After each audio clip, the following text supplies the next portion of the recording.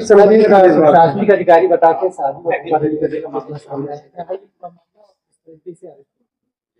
देखिए, गोरखपुर में कैंट में एक वादी द्वारा एफआईआर पंजीकृत की गई थी, जिसमें उसने बताया था कि उनके बेटी के साथ फर्जी आईएएस बनकर एक प्रीतम निषाद नाम के व्यक्ति ने शादी कर ली है। इसी सूचना का संज्ञान लेते हुए ससरना धाराओं में एफआईआर पंजीकृत की गई थी और अभियुक्त को पकड़ने के लिए प्रयास जारी किए गए थे। आज उसी में जो इसमें मुख्य अभियुक्त है, जिसका नाम प्रीतम निषाद उर्फ अर्जुन सिंह है, इसको गिरफ्तार कर लिया है।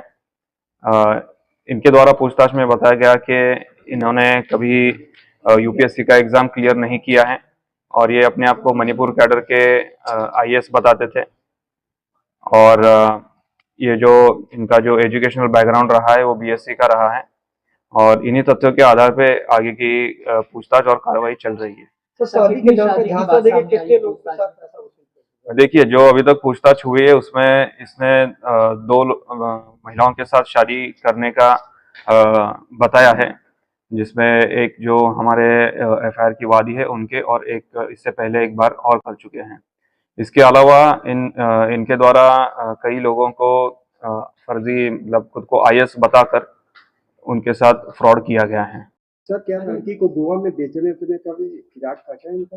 देखिए, अभी तक इस इन्वेस्टिगेशन में इसके बारे में कोई तथ्य आए नहीं है और अभी विवेचना चल रही है। अगर ऐसे कोई तथ्य आते हैं जिसमें ऐसा कोई चीज आती है सामने तो आपको अवगत किया जाएगा। सर, कैसे जानकारी मिली और पूछने देखिए, एक इनकी जो सूचना मिली थी, मतलब शादी का एक ग्रुप है व्हाट्सएप पे, जिसका निषाद विवाह ग्रुप नाम का एक व्हाट्सएप पे ग्रुप है, उसके माध्यम से ये वादी के संपर्क में आए थे।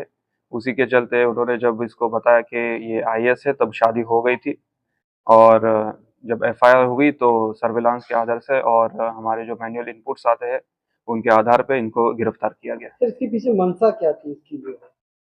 देखिए, इसके पीछे जो प्राइमरीली जो जांच में सामने आया है वो इकोनॉमिक गेन, मतलब पैसा कमाने का इसके पीछे उद्देश्य था और इसको एक लगता था कि इसका आईएएस बनने का एक सपना था, वो इसका पूरा नहीं हो पाया था। तो इसने दोनों जो उसके उद्देश्य थे, एक तो आईएएस बताने के बाद उसको जो सम्मान मिलता था वो सम्मान और जो पैसे मिलते थे पैसे, इन दो कारण के वजह से उसने ये सारा किया। कभी आईएएस का एग्जाम दिया था सर इसने? कभी आईएएस का एग्जाम दिया था? देखिए, अभी तक के पूछताछ में और जांच में ये अकेला ही काम कर रहा था।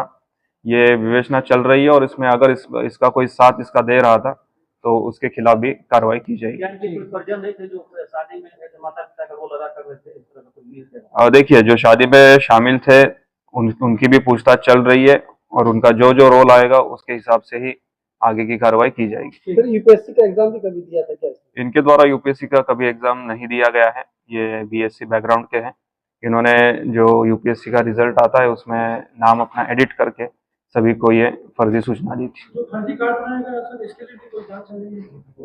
ये विवेचना का पार्ट है और संबंधित धाराओं की बढ़ोतरी की जाएगी। ठीक।